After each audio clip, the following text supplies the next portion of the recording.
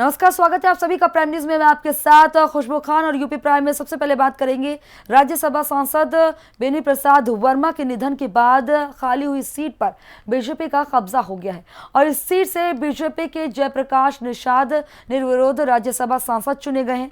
जयप्रकाश के इस जीत पर उत्तर प्रदेश के मुख्यमंत्री योगी आदित्यनाथ ने जयप्रकाश निषाद को बधाई दी है, शुभकामनाएं भी दी हैं।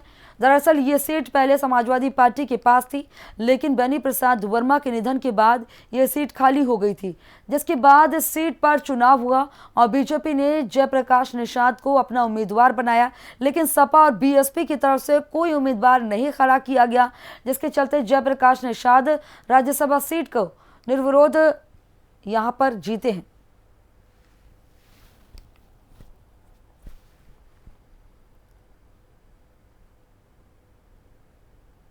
भारतीय टीम के पूर्व क्रिकेटर और यूपी सरकार के कैबिनेट मंत्री चेतन चौहान बता दें कि पूरे राजकीय सम्मान के साथ पंचतत्व में विलीन हो गए। उनका अंतिम संस्कार हापुड़ के तीर्थ नगरी में किया गया, ब्रजघाट पर हुआ है, जहां उनकी बेटी ने उन्हें मुखाग्नि दी।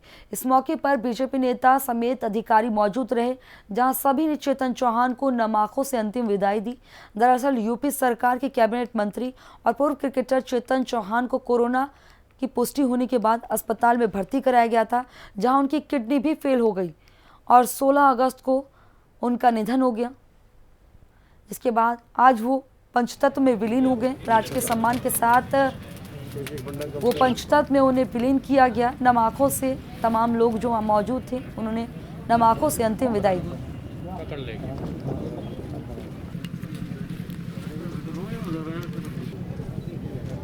की तरह चल देते हैं एकदम। चेतन चौहान के बेटे ने उन्हें मुखाग्नि दी, जिसके बाद वो पंचतत्व में विलीन हो गए। एक शानदार व्यक्तित्व रखने वाले इंसान थे चेतन चौहान। जमीन से जुड़े हुए थे और जमीनी मुद्दों को उठाते थे और लोगों के बीच में जाकर उनकी समस्याओं को सुनते थे। राजकीय सम्मान के साथ उन्हें अंतिम विदाई दी गई। लखीमपुर खीरी में नाबालिग बच्ची की रेप के बाद हत्या का मामला गरमाता जा रहा है। इस मामले को लेकर जहां विपक्ष प्रदेश सरकार पर हमलावर है, वहीं आम आदमी पार्टी के राज्यसभा सांसद संजय सिंह भी लखीमपुर खीरी पहुंचे और पीड़ित परिवार से मुलाकात कर हर संभव मदद का आश्वासन दिया। साथ ही संजय सिंह ने प्रदेश सरकार पर जमकर हमला बोला और कहा है कि यूपी की स्थिति जंगलराज से भी बदतर है। यूपी में छोटी बच्चियां भी सुरक्षित नहीं है और आए दिन अपराध की वारदातें बढ़ती जा रही हैं। देखिए, यूपी में कानून व्यवस्था नाम की कोई चीज़ बची नहीं है और अगर आप ये कहें कि यूपी में जंगल राज है तो शायद कम होगा, क्योंकि जंगल का भी अपना कानून होता है, नियम होता है। आज जंगल राज से भी ज़्यादा बदतर स्थिति उत्तर प्रदेश में है और एक नहीं अनेकों घटनाएं, छोटी छोटी बच्चियों के साथ रेप हो रहा है, हत्या कर दी जा रही है। आज मैं लखीमपुर में आया, उससे पहले मैं जौनपुर गया था। वहाँ भी ऐसे एक दलित परिवार की बच्ची के साथ रेप हुआ, उसकी हत्या कर दी गई। पिपराइच गोरखपुर में एक बच्ची छेड़खानी से तंग आके खुद को आत्मदाह कर लेती है। ये जो लखीमपुर का मामला आया है, मैं समझता हूँ कि दरिंदगी और हैवानियत की इंतहा है। इस तरीके की घटना हो रही है उत्तर प्रदेश में और योगी जी बड़ी बड़ी बातें करते हैं कि साहब हमने अपराध खत्म कर दिया, अपराधियों ने उत्तर प्रदेश छोड़ दिया। तो ये कौन है जो अपराध को अंजाम दे रहा है? खबर मुरादाबाद से आ रही है। मुरादाबाद में भारतीय किसान यूनियन के प्रांतीय आह्वान पर आज किसानों ने बिलारी कोतवाली परिसर में धरना प्रदर्शन किया। किसानों की मुख्य मांग है कि गन्ना एक्ट और कोर्ट के आदेश अनुसार चीनी मिलों पर मूल्य का ब्याज किसानों को दिलाया जाए, यह कहा गया था। और इस मौके पर जिला अध्यक्ष मनोज चौधरी ने कहा है कि किसान देश का अन्नदाता है, बावजूद इसके उसे उपज का वाजिब मूल्य नहीं मिल पा रहा है, जिससे किसान बेहद परेशान है। अन्नदाता की परेशानियां लगातार बढ़ती जा रही हैं। कई मांगों को लेकर किसान यूनियन का ये धरना प्रदर्शन हुआ और किसानों ने बिलारी कोतवाली में यह धरना प्रदर्शन किया। किसानों की फसलों का वाजिब मूल्य देने की अपनी उन्होंने मांग की, लेकिन अभी तक इस मामले पर कोई संज्ञान नहीं लिया गया है और किसान बेहद परेशान है। अपनी समस्याओं को लेकर अब उन्हें धरना प्रदर्शन करना पड़ रहा है कि उनकी कोई समस्या सुन ले। देश का अन्नदाता बेहद परेशान होता जा रहा है। मुरादाबाद की तस्वीरें हैं जहां पर कोतवाली परिसर में प्रदर्शन किया। ऐसा है, ये राष्ट्रीय आह्वान है हमारा। राष्ट्रीय आह्वान के उस पर हम बैठे हैं। पूरे उत्तर प्रदेश में जहाँ भी मिले हैं उससे संबंधित थानों पे सभी पे है, क्योंकि मिले हमारी साल भर में भुगतान नहीं कर रही हैं। जबकि शुगर कैन एक्ट में साफ ये है कि हमें ब्याज मिलना चाहिए, लेकिन ये ब्याज नहीं देती, और जब ब्याज नहीं देती इसी वजह से मूलधन नहीं देती। अब क्या हमने और हमारे संगठन के बड़े नेताओं ने, राष्ट्रीय अध्यक्ष ने कही है कि पहले इनसे हम ब्याज लेंगे, जब ये ब्याज देना शुरू कर देंगे समझ लो पेमेंट नहीं रोक सकते। फिर ये अब इन्हें पता है विदाउट इंटरेस्ट है तो कभी भी देते रहो, जब सूद ये दे ही ना रहे तो फिर तो ये कभी भी देते रहेंगे। तो अब क्या हमने ये मन बनाया है सबने कि पहले इनसे ब्याज लेंगे, उसके बाद मूलधन देगा। तो बीजेपी के नवनिर्वाचित राज्यसभा सांसद जयप्रकाश निषाद जीत के बाद लखनऊ पहुंचे, जहां बीजेपी कार्यकर्ताओं ने उनका जोरदार स्वागत किया और जीत की बधाई दी। इस मौके पर जेपी निषाद ने प्राइम न्यूज से बात की। उन्होंने क्या कुछ कहा, आपको सुनवाते हैं। हमारे साथ नवनिर्वाचित राज्यसभा सांसद जेपी निषाद जी हैं, जो निर्विरोध चुन कर आए हैं। इनसे जानते हैं कि क्या क्या बातें रखेंगे अपनी। सर, आप निर्विरोध चुने गए हैं, क्या कहना चाहेंगे सर?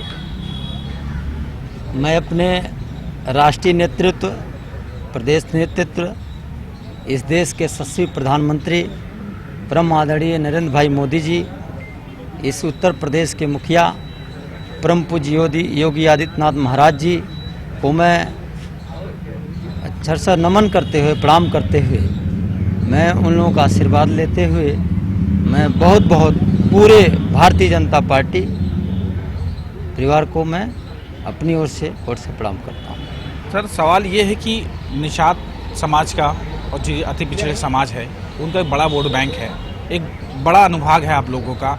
किस तरह से उनकी बातें, क्योंकि आरोप ये लग रहा है विपक्षी पार्टी लगातार लगा रही है कि उनकी सुनी नहीं जा रही है, केवल मुख्यमंत्री जो है केवल ठाकुर को सुन रहे हैं, सामान्य जाति वाले को सुन रहे हैं। देखिए, पिछड़े वर्ग के लोगों में मुझे राज्यसभा बनाए जाने पर बहुत भारी उत्साह है। पूरे पूर्वांचल में एक खुशी का माहौल है कि निश्चित तौर पर ऐसे व्यक्ति को उन्होंने, लोगों का मानना है कि इनसे हम लोग जो चाहेंगे वो कहेंगे और अपनी बात कह करके उच्च सदन तक पहुंचाने का काम कर पाएंगे। कोरोना महामारी चल रही है, वैश्विक महामारी है। किसान परिवार से हैं आप, उनसे संबंध रखते हैं। किसान बहुत परेशानी में है, किसानों के जो दुख है वो सरकार तक नहीं पहुंच पा रहा, पहुंचाने का काम करेंगे। वैश्विक महामारी से पूरा विश्व में ये महामारी है, लेकिन सबसे अच्छा और ज़्यादा अगर वैश्विक महामारी के लिए इस पर कंट्रोल करने का अगर किसी ने कोशिश किया है तो इस देश की सरकार माननीय नरेंद्र मोदी जी के नेतृत्व में एक भारी सफलता मिलने का काम हुआ। पिछड़ी जाति के बड़े नेता हैं ओम प्रकाश राजभर, वो लगातार जिस समय आपने नामांकन भरा उसके बाद निर्विरोध चुन के आए हैं, तो उनका एक आरोप था कि बीजेपी सरकार से जितने भी पिछड़ी जाति के लोग हैं, निषाद समाज के हों, मल्हार हों, धोबी हों, कोई भी हों, वो नाराज़ थे। तो उन्होंने एक कार्ड खेला है 2022 के लिए। हमसे श्रेष्ठ हैं, उनको मैं धन्यवाद देता हूं, लेकिन निश्चित तौर पर उनको भी ये ज्ञात होगा कि हमें अगर किसी ने सम्मान दिया और अपने साथ जोड़ करके उच्च सदन तक पहुंचाने का काम किया तो भारतीय जनता पार्टी है। भारतीय जनता पार्टी सर्व समाज, सर्व छोटे बड़े सबके लिए काम करती है। सबका साथ सबका विकास के तर्ज पर काम करने का काम हो रहा है। कहीं से किसी के साथ कोई भेदभाव नहीं होता है। पिछड़ी जाति की आवाज़ पहुंचाएंगे आप सरकार तक? निश्चित तौर पर मुझे राज्यसभा में अगर भेजा गया, पिछड़ी ही नहीं, जहां भी कोई बात पहुंचाने योग्य होगी तो मैं सर्व समाज की बात अपने सदन में ले जा करके सरकार तक पहुंचाने का काम मैं जरूर करूंगा। धन्यवाद। ये थे हमारे साथ जेपी निषाद, जो कि नवनिर्वाचित सांसद, राज्यसभा सांसद। बेनी प्रसाद वर्मा की जो सीट खाली हुई थी इनके निधन के बाद, उससे नवनिर्वाचित सांसद आज चुने गए हैं। तो उन्होंने साफ कहा है कि उत्तर प्रदेश सरकार जो पिछड़ी जाति के लोग हैं, जो उनकी समस्या हो, हम सरकार तक पहुँचाने का काम करेंगे। कैमरा पर्सन राहुल साथ मैं जितेंद्र सिंह, प्राइम न्यूज़, लखनऊ।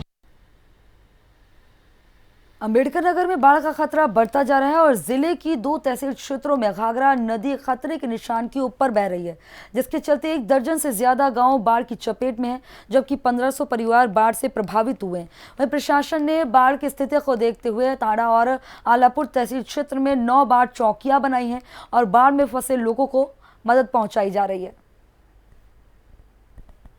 जिले की 2 तहसीलों से गुजरने वाली घाघरा अब अपना तांडव दिखाना शुरू कर दिया है। निरंतर जलस्तर बढ़ने से 2 तहसीलों में करीब 1500 ऐसे परिवार हैं जो इस बाढ़ से प्रभावित हैं। लगातार नदी के बढ़ते जलस्तर को देखते हुए प्रशासन अलर्ट मोड पे है और ऐसे जो प्रभावित परिवार हैं उनको निकालने के लिए नाव की व्यवस्था की जा रही है। साथ ही साथ सरकार के द्वारा दिशा निर्देश जारी किए जाने के बाद इन प्रभावित परिवारों को रसद, खाद्य पदार्थ व सारी सहायता मुहैया कराई जा रही है। Noor Alam, prime news, Ambedkar Nagar. तो लखनऊ में सेंट्रल बार एसोसिएशन ने स्कूल की फीस माफी को लेकर प्रेस कॉन्फ्रेंस की और अध्यक्ष आदेश कुमार और संजीत पांडे ने कहा है कि कोरोना महामारी के चलते सब कुछ बंद है, लेकिन स्कूल मनमानी पर आमादा है और लगातार अभिभावकों पर फीस को लेकर दबाव बना रहे। ऐसे में हमारी मांग है कि फीस को कम किया जाए। उत्तर प्रदेश में कोरोना काल के दौरान कई सारी समस्याएं सरकार के सामने आई, लेकिन अधिवक्ता समाज के सामने सबसे बड़ी समस्या ये थी कि उन्हें अपने बच्चों की फीस कहां से जमा करनी है ये किसी ने नहीं बताया और अपनी कई सारी समस्याओं को लेकर अधिवक्ता समाज सरकार से नाराज है। उसका ये कहना है कि आने वाले दिनों में वो सरकार के खिलाफ आंदोलन भी कर सकती है अगर उसकी बातें नहीं मानी गई। कुछ नेता लोग जो अधिवक्ताओं के नेता हैं, जो नेतृत्व करते हैं, वो हमारे साथ मौजूद हैं, संजीव पांडे जी और जीतू यादव जी। क्या मांग है सर आप लोगों की? सबसे पहले तो ये बताइए, क्योंकि आज आप लोगों ने एक प्रेस कॉन्फ्रेंस करी और सुनने में आ रहा है कि बच्चों की फीस को लेकर और जो आने वाले दिनों को लेकर कोरोना काल में जो समस्याएं हुई हैं बीते दिनों में, उससे उबरने के लिए कुछ सवाल आप लोगों ने खड़े किए हैं। क्या है वो? विगत 1 माह से एक विजन चल रहा है कि कोविड-19 वैश्विक महामारी में 3 माह जो पूरा देश कोई भी वर्क नहीं कर पाया और हमारा अधिवक्ता परिवार जिसने कोई काम नहीं किया, अदालतें बंद रहीं, उसके दौरान उन बच्चों की फीस माफियाओं के द्वारा जो वसूली जा रही है, उसके लिए हम लोगों ने कई बार प्रार्थना डिप्टी चीफ मिनिस्टर से पत्र के माध्यम से, माननीय योगी जी प्रदेश के मुख्यमंत्री पत्राचार के माध्यम से मैंने किया, मगर आज तक हमारी सुनवाई नहीं हुई। क्यों नहीं हुई, किन कारणों से नहीं हुई, यह मैं नहीं बता सकता। हमारे सेंट्रल बार के महामंत्री Sanjeev Pandey ji deputy chief minister से मिले, अपनी बात रखी, उन्होंने हाथ खड़े कर दिए कि मैं असक्षम हूं। आप बताइए, आप प्रोफेसर हैं, आपके चरण छू करके मैं दोबारा सेक्रेटरी लखनऊ बार का बना हूं। आप अपनी हम लोग की पीड़ा तो सुनिए, निर्णय ले ना ले, हमारी पीड़ा तो सुनिए। बच्चे ही देश का भविष्य है, मैं उनकी लड़ रहा हूं, अधिवक्ता परिवार के उन बच्चों को लड़ रहा हूं। तो आगे की क्या रणनीति है संजीव जी? हम आपसे पूछना चाहेंगे कि आगे की क्या रणनीति, क्योंकि आज आप लोगों ने प्रेस कॉन्फ्रेंस कर ली, अपनी बातें कह दी, लेकिन आगे की क्या रणनीति है ये बताइए। देखिए, हम रणनीति के तहत नहीं, हम आज आम बच्चों की लड़ाई लड़ रहे हैं और समाज के हर वर्ग की लड़ाई लड़ रहे हैं। जब जब देश को जरूरत पड़ी तो अधिवक्ता समाज आगे आया है। इस पेंडेमिक के दौर पे एक नया खर्चा, ऑनलाइन पढ़ाई, नेट की स्थिति आपके यहाँ कहीं चलती नहीं है, बच्चों के लिए एक फिर से मोबाइल का एक नया खर्चा हर अभिभावक के ऊपर आ गया। मैं देख रहा हूँ कि शायद 70-80% बच्चों ने फीस भी अपनी जमा नहीं की। स्थिति आ गई, कल को पीछे रह जाएंगे, कुछ बच्चे आगे चले जाएंगे, तो हमारा देश का भविष्य कहीं ना कहीं कुंठा के दौर पे चला जाएगा। इस संवेदनशील मामले को लेके सरकार कहीं भी सुन नहीं रही है। हम लोग बराबर प्रत्याचार कर रहे हैं। हमने सब कुछ दिया, ईमेल किया, मिलने का समय मांगा, लेकिन माननीय मुख्यमंत्री जी ने नहीं दिया।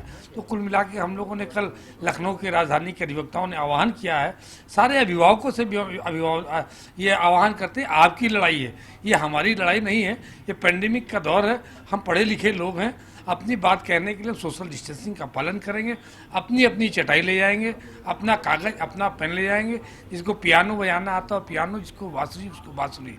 धन्यवाद हमसे बात करने के लिए। तो ये साफ तौर पर इनका कहना है कि ऑनलाइन एजुकेशन सरकार ने शुरू तो कर दी, लेकिन उसमें भी कई सारी समस्याएं हैं। लेकिन कल का जो दिन है वो बहुत ही महत्वपूर्ण होने वाला है, क्योंकि अभिभावकों के साथ अधिवक्ता भी एक साथ सड़क पर उतर के सरकार के खिलाफ ये बात कह सकते हैं, ये बात कहने वाले हैं कि ऑनलाइन एजुकेशन तो शुरू कर दी, लेकिन उसकी जो समस्याएं, उन समस्याओं का निराकरण कैसे होगा और बच्चों की फीस माफी के लिए सरकार आखिर मौन क्यों है। लखनऊ से कैमरा पर्सन राहुल के साथ मैं नितिन, प्राइम न्यूज़। तो मुरादाबाद में स्कूल फीस को लेकर अभिभावकों ने जमकर प्रदर्शन किया। अभिभावक कल्याण समिति के बैनर तले बड़ी संख्या में अभिभावकों ने प्रदर्शन करके नाराजगी जताई। अभिभावकों ने सीएम योगी आदित्यनाथ के सैकड़ों पोस्टल कार्ड भेजकर स्कूल के जरिए फीस दिए जाने का विरोध किया। प्रदर्शनकारियों ने काली पट्टी बांधकर महात्मा गांधी की प्रतिमा के पास धरना प्रदर्शन दिया और प्रशासन के खिलाफ जमकर नारेबाजी की। प्रदर्शनकारियों का कहना है कि कोरोना संकट और लॉकडाउन के चलते उनकी आर्थिक स्थिति खराब हो चुकी है। ऐसे में स्कूलों के जरिए लगातार फीस की मांग कर उन पर अतिरिक्त बोझ डाला जा रहा है। जैसे कि आप सब लोगों को पता है कि देश में पूरे कोरोना महामारी फैली हुई है, तो अभिभावक बहुत परेशान थे, बहुत चिंतित थे। उसमें अभिभावकों में हम भी आते हैं। सोशल मीडिया पे हम लोग लगातार देख रहे थे, कई लोग बहुत कुछ लिख रहे थे। स्कूल फीस माफ़ होनी चाहिए, कम होनी चाहिए, सेशन 0 होना चाहिए। क्योंकि इससे पहले भी क्या हुआ है कि अभी तक जो भी आवाज़ें उठाई गई हैं, क्रांतिकारी कदम उठाए गए हैं, वो अधिवक्ता समाज के द्वारा उठाए गए हैं। हम लोगों को ऐसा लगा कि हम लोग शायद अभिभावकों की आवाज़ बन सकते हैं, हमें अभिभावक की आवाज़ बनना चाहिए। उसके बाद हमने भी सोशल मीडिया से हमने ये कार्यक्रम चालू किया अपना। हमने माननीय मुख्यमंत्री जी को ट्वीट करने चालू करे, मेल भेजनी चालू करी, हमने फेसबुक पे अभियान चलाया, हमने व्हाट्सएप पे अभियान चलाया, और उसका नतीजा ये रहा कि आप लोग सब देख रहे हैं कि आज पूरे प्रदेश में जगह जगह स्कूल फीस माफ़ करने को लेकर अभियान चल रहे हैं। हम लोग माननीय मुख्यमंत्री जी से यही निवेदन करते हैं, यह अपील करते हैं कि आप लोग अभिभावकों का ध्यान करिए। अभिभावक भी 22 करोड़ जनता में से ही हैं। ये फीस माफ़ी के लिए कराया जाए। 3 महीने लॉकडाउन के दौरान सब लोग परेशान हैं, इसलिए हम मिडिल क्लास के लिए बहुत ज़्यादा परेशानी रही है, तो हम लोग के लिए फीस कम बंद होनी चाहिए बिल्कुल इस समय। बुलंदशहर में खाकी को शर्मसार करने वाली खबर सामने आई है, जहां दहेज प्रथा के मुकदमे की जांच कर रहे बलसूरी चौकी प्रभारी पर पीड़िता को मैसेज और अश्लील वीडियो भेजने का आरोप लगा है। वहीं पीड़िता ने एसएसपी के मैसेज का स्क्रीनशॉट दिखाकर आरोपी दारोगा के खिलाफ कार्रवाई की मांग की है। शुरुआती जांच में आरोपी सही पाए जाने पर एसएसपी ने आरोपी दारोगा को निलंबित करते हुए जांच के आदेश दे दिए हैं। मेरा दहेज पीड़िता का मामला चल रहा था, 2019 में लिखा हुआ था, 10 सितंबर 2019 का। मैं और मेरे पापा चार्जशीट को लेकर बिलसूरी चौकी पे गए। वहाँ जाने के बाद अजय प्रकाश सिंह ने पापा का नंबर मांगा। पापा ने बोला कि मेरा नंबर ले लो, लेकिन अजय प्रकाश सिंह ने मना कर दिया और वो बोले नहीं, लड़की की ज़रूरत पड़ेगी, लड़के का नंबर दो। नंबर मेरा उन्होंने ले लिया। उसके जस्ट बाद उन्होंने 2 घंटे बाद कॉल की। कॉल करने के बाद पूछा कि आप आरती शर्मा मन के यहाँ, तो उन्होंने फ़ोन काट दिया। फिर उसी शाम से ही 23 जून से मेरे पास मैसेज करने लगे नॉर्मल। उसके बाद बात करते करते उन्होंने मुझसे नाजायज़ संबंध बनाने के लिए बोला, जो कि उन्होंने मेरे पास गलत मैसेज करवा के हैं। देखिए, 3 दिन पहले मेरे पास व्यक्तिगत स्रोतों से जानकारी आई थी कि एक सब इंस्पेक्टर जो किसी मुकदमे की विवेचना कर रहे थे, उस मुकदमे के वादिया के साथ अश्लील किस्म के वीडियो चैट करने के संबंध में जानकारी मिली थी। उस समय तक उस पीड़िता ने मुझे कोई एप्लीकेशन नहीं दिया था, लेकिन हमने प्राथमिक जांच कराई। आरोप सही पाए जाने पर तत्काल प्रभाव से उन्हें निलंबित कर दिया गया है और उस मुकदमे की विवेचना एक अन्य विवेचक को सुपुर्द कर दी गई है। नेपाल के बैराज से छोड़े गए लगभग 3 लाख क्यूसेक पानी के बाद घाघरा नदी का जलस्तर बढ़ गया है, जिसके चलते गोंडा के कई इलाकों में बाढ़ जैसे हालात बन गए हैं और कई घरों में पानी घुस गया है, जिससे बता दें कि जनता के साथ उनके पशु भी प्रभावित हो रहे हैं। हालांकि प्रशासन ने बाढ़ के हालात पर अपनी नज़र बनाए रखने की बात कही है, लेकिन गांवों में बाढ़ का पानी घुसने से न केवल ग्रामीणों पर बाढ़ का खतरा बढ़ गया है, बल्कि उनकी हजारों एकड़ की फसल भी अब बाढ़ की जद में आने से बर्बाद हो गई है। बांध कट गया साहब। यहाँ पे जो काम लगाते थे तो कहते थे यहाँ पे काम नहीं लगेगा, लेबर की ज़रूरत नहीं है। फिर मना कर देते थे लेबरों को, रात में काम बंद कर देते थे, काम नहीं होता था। हम बाहर की लेबर लगाएंगे। आज हम लोग अयोध्या चले गए वहाँ पीपल पकड़ने के लिए, इतने में यहाँ बांध कट गया। हमें लोग को मना कर देते थे पूरे गांव को। बांध कट गया, बांध की लापरवाही कट गया। यहाँ पर जो मजदूर काम कर रहे थे गांव के, उसको मजदूरी भी नहीं दे रहे थे। और कहा बोलते कम से कम 25 करोड़ रुपए ही नहीं पता है।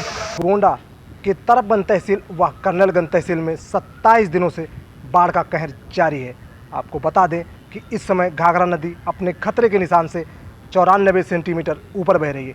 वहीं जिला प्रशासन के लाख दावे जो जिला प्रशासन द्वारा किए जा रहे हैं, वो ज़मीनी हकीकत पे कुछ और नज़ारा है। आपको ये भी बता दें कि जिला प्रशासन लाख दावे कर रहा है कि हम बाढ़ पीड़ितों को हर संभव मदद दे रहे हैं, लेकिन जो बाढ़ से ग्रसित हैं, परेशान हैं, उनका ये कहना है कि जिला प्रशासन द्वारा अभी तक कोई राहत सामग्री नहीं दी गई है। आपको ये भी बताएं कि इस बार सरकार द्वारा बांध की मरम्मत के लिए 25 करोड़ रुपए दिए गए थे, जिससे कि बांध की मरम्मत की जा सके। वहीं बांध टूटा और धराशायी हुआ। सिंचाई विभाग के आला अधिकारी जो वहां पर मौजूद थे, वो असहाय देखते रहे। कहीं ना कहीं 25 करोड़ जो आए थे उनमें बंदरबाट हुआ और वो भ्रष्टाचार की भेंट चढ़ गया। वहीं बाढ़ से परेशान लोग ऊंचे स्थान पर जाकर रहने को मजबूर हैं। जिला प्रशासन के दावे पूरी तरह फेल साबित हो रहे हैं। गोंडा से प्राइम न्यूज़ के लिए विपिन सिंह।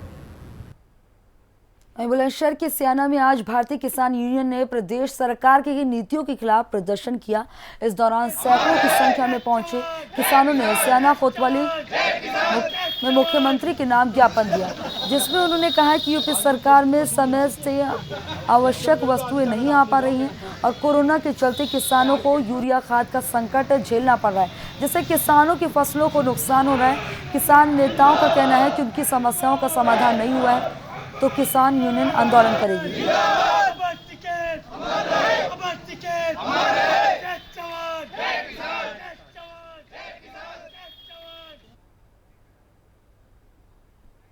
लखनऊ में आम आदमी पार्टी के दफ्तर पर ताला लगाए जाने के बाद से ही आप यूपी सरकार पर हमलावर है।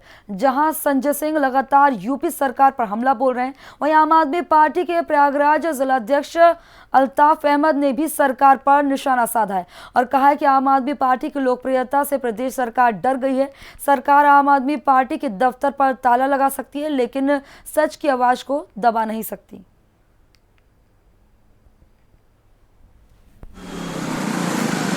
जैसे ही आम आदमी पार्टी उत्तर प्रदेश में आई है, उसकी धमक जब से आई है आम आदमी पार्टी की, उत्तर प्रदेश की योगी सरकार थर थर कांपने लगी है।